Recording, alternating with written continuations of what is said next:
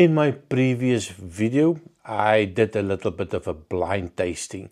An expensive whiskey versus a cheap whiskey, a no age statement whiskey versus an 18-year-old whiskey, and you'll be quite surprised on the outcome of that video. And I will put a link so that you can go watch it if you want to. But that made me think, is there an alternative so that I don't have to spend that big bucks on something that I can find much cheaper? So an alternative is one of the things that I've always been looking for. A whiskey that it might be an 18, 20, 25-year-old, but finding something with the same flavor profile that is going to be much cheaper. Now tonight we are going to look at some of the whiskies that I would like to drink, some of the whiskies that's definitely on my radar, some of them I've tasted already, and some of them I would love to buy every time. But of course my budget would never allow me to buy these whiskies. Sometimes it's only a sample that I could afford, and even that sample can be like 20, 40, 50 euros for 5 centiliters. So definitely not in the budget range for me. Welcome to the Whiskey Lovers Society with me, Gert Retief, and yes, tonight we are talking alternatives for some of the expensive whiskies that's definitely big on my radar. So tonight we are looking at 5 whiskies, and I will give you an alternative whiskey taking in consideration the flavor profile, the type of maturation, and making sure that maybe not going to be 100% the same, but making sure that the profile is there, the taste is more or less the same, and it's going to be much cheaper. Now, I am a Macallan fan. I'm going to pour myself just something to wet the whistle while we talk. A lot of people hate Macallan. A lot of people think that they are taking the mickey out of it, to say it gently, but in general, that some of them can really take the I need to bleep that out. But yeah, I am a Macallan fan, and it's always been my, well, it's my little luxury item that I would buy. If I find something, I've got quite a number of them. This is the cheapest one that I have here. This is the double cask gold. So cheap as chips, well, maybe not so cheap as chips anymore, but it's always a comfortable drink, an easy drink. So my first one that I'm going to talk about is the Macallan 18. Now the Macallan 18 is something that is unaffordable now. When I started my journey moving here to Belgium, I could still get a Macallan 18 for under 100 euros a bottle. Now we're talking 300, 400, 500 euros for a Macallan 18. The sherry cask, of course, I am a sherry cask fanatic. So for me, that is a whiskey that I would love. The new color Macallans, the range that they have, I think I can afford the 12-year-old. That's going to be, see, 18, 90, up to 100 euros for a bottle. For a 12-year-old, it's bloody expensive. When you get to the 18-year-old, my word, it is impossible. My wife would kill me if I come home with an 18-year-old Macallan and I'm paying 300, 400, 500, 600 euros for that bottle. So definitely something that I need to find an alternative. And I must say, I found the perfect alternative. Quick sip. Oh, it is just an easy, sweet, lovely whiskey. We have to talk about the alternative. And I found this alternative some time ago. I am a little bit of a fanboy, and I'm talking about Glenfarclas, a family-owned distillery that know how to make a very good sherry cask whiskey. Now, all of them are really nice, but for me, the Glenfarclas 15-year-old is definitely something that I enjoy. the same type of sherry cask. They have that sweetness, that boldness. They have that Christmas cake in a glass. So that for me is a fantastic alternative to paying that 18-year-old. Now for me, that is definitely an alternative for that Macallan 18-year-old. Much cheaper. Now, it can be 55, 60 euros compared to the 3, 4, 500 euros for Macallan. Macallan, you pay for that brand name. The public relations of the Macallan are definitely pushing the narrative of this exclusivity. I don't think that is really the truth, but you know, people are sheep, me included, so we tend to pay a lot for these whiskies, and in the end, I'm not sure if it's worth it. So if you want to try an alternative for that Macallan, and you love the sweetness, the sherry oak, and all of those lovely stuff, well, go try it again, Farkas. 15-year-old, you can go higher. I have a 21-year-old here as well. Fantastic, but being budget conscious, I think the Glenfarclas 15 is definitely the one that can replace your Macallan 18-year-old. Let me know in your comment, have you tried both of them? Do you think I'm right or I'm completely wrong? Positive and negative comments always welcome. And of course, on that note, please remember to like, share and subscribe. We are now reached 2,500 subscribers.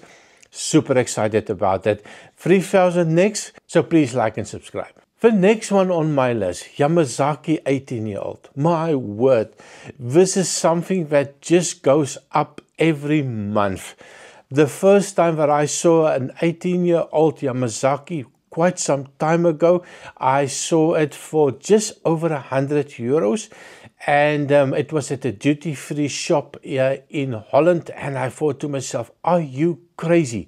What the hell? Why is people paying this? And then now it's 500, 600, 700 euros, up to 800, 900 euros. I saw this at a duty-free shop for an 18-year-old Yamazaki. Now, I am a Yamazaki fan. I have tried a couple of them. Well, I can now only afford the core range, and I've seen them here in Belgium going to 140 euros for a no-age statement Yamazaki. I'm not going to pay that. I picked up a bottle in the Panama duty-free shop, and that was a big surprise because it was 120 euros in Belgium, and I picked it up for 75 euros. Still a lot of money, but I did buy it and I was quite happy. But that 18-year-old is one of the whiskies. I've only tried it once, a wee sample from a friend of mine. Didn't even get to make a video of it, but something that I would, oh my word, it is fantastic. Now, of course, we need to find an alternative for that bloody expensive Yamazaki. Vinica coffee malt. Same flavor profile. You're talking that light fruit, that little pear note, that little bit of an apricot, a little bit of a vanilla. Everything that you will find in that Yamazaki 18, I found in that coffee malt. It is the same type of notes, the same flavors that comes out, and of course it's much cheaper on the pocket. For me, that is one of the best alternatives that I could find, and definitely something that I think you would appreciate. Especially your credit card will love you, and your wife will also be impressed that you find something that is a lot cheaper. The next one on my list, Glenmorangie Signet. My word, this is something that I've seen quite a lot of people doing reviews on. The price range 200, 250 euro. If you go some of the duty-free shops, especially in the smaller airports, 350 euros for this bottle. It is bloody expensive, and it is bloody nice. It is bold, it's creamy, it's espresso, it's dark chocolate, it's caramelized oranges. It's got all those nutty flavors in it, that little spicy of the oak, all of those things that make it nice. I did try it only once. Again, it's going to be a little bit expensive. I cannot keep on buying these whiskies, but the alternative, Let me know in the comment, what do you think? Pause the video. What do you think? What is the best alternative for you for a Glenmorangie? So that you pause the video, that you write down in the comment what your alternative for that signet will be. Well, for me, it's going to be, well, not a shock for a lot of people. I've talked about this whiskey quite often in previous videos. Abelauer Abuna, that high cask strength, that 60% ABV, natural color, non-chill filtered, that flavors, for me, mimics that Glenmorangie signet to a T. All of that lovely flavors are the same, except the price. And I'm going to keep on telling you because I think it is important. We are tired, well, I am tired of spending so much money on that bloody expensive whiskies and not always being happy, but well, you did spend the money, so you need to sometimes even pretend that, well, my wife, oh, this is fantastic whiskey. How much did you pay for that? They gave it for me for free. Yes, that alternative for me, the Abuna, much cheaper for me. It all depends. I don't really want to talk about the exact prices because nobody pays the same prices in Belgium, and going to Holland is a big price difference already. The UK, the people pay much less there, and of course in the US and some countries they pay much more. But it's going to be the cheaper alternative.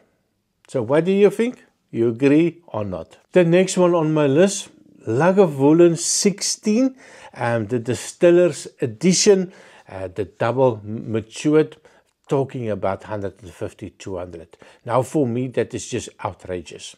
16-year-old, all of these special editions and distiller editions, I had some of them that is no age statement for 120, 140 euros.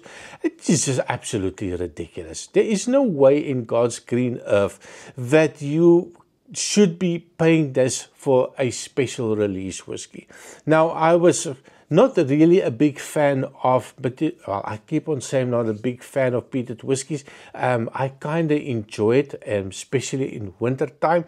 I do like a good peated whiskey. So I keep on evolving and finding some better whiskies. Lagavulin, fantastic. The normal 16-year-old is going to be a 90. Sometimes a little bit on special, maybe 90, 95 euros.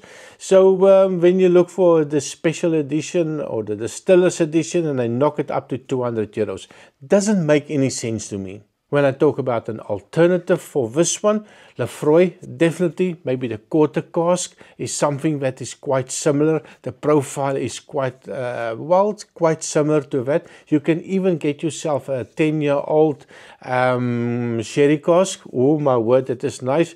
Even a little bit of the normal, original 10-year-old Laphroaig for me is definitely something that I would consider, and it's going to be much cheaper than paying that stupid amount of money just because it's a special edition or limited edition or a little bit of a distiller's edition.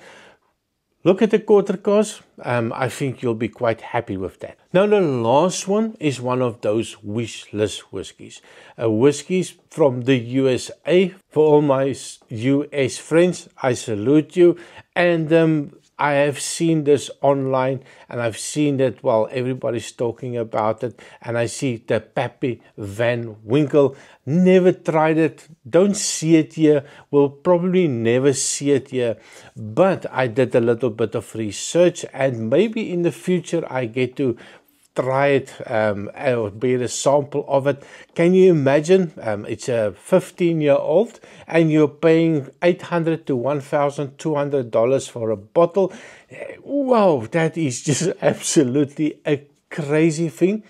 And I think it's maybe the same thing that we have here in Europe, where we have Springbank, where you get some of these Springbanks that are going crazy expensive, way out of my league.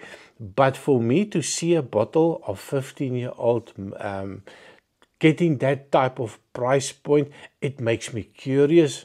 It makes me want to really try it. But then again, I will never be able to afford it, so I need to look for an alternative. Now, this is pure speculation, research, and finding out what other people say about Pappy, and well, what is their alternatives. So for me, this is going to be completely blind, but it makes me curious. If I buy the cheaper option, will it be good? Or maybe that will give me a little bit of taste what the Pappy van Winkle 15-year-old at €1,000 bottle, how much would I like it if I by any chance have an opportunity to buy a bottle and I have the funds, aka won the lotto. Maybe I will definitely say, well, if this alternative is something similar and the Pappy is better, I'm definitely going to give it a go. So the alternative. Now, I've done some research and I could be completely wrong on this one, but everybody said the Makers Mark 46 is definitely something that is quite similar in profile. Now, I'm not 100% sure. I'm going to need your assistance on this one if it's wrong and you think there's another one that is an alternative to this whiskey, please let me know. This one is going to cost you, even here in Belgium, 45 to maybe 60 euros. So definitely an alternative. Well, it's going to be cheaper for me anyway, but I want to taste something that is similar. I want that experience without breaking the bank. So that, my dear friends, is my list of alternatives to 5 whiskies. 4 I've tried, the one is still eluding me. Let me know in the comment, what would you pick as an alternative to those 5 whiskies? Plus, it will be nice if you make a list of your expensive whiskey and your 5 alternatives, even if it's not the same as my list. Let us discuss. Maybe your list can also help somebody in the future to make a cheaper selection. So thank you very much for watching. And of course, with my Macallan, please remember to like, share and subscribe. And I see you next time. Cheers.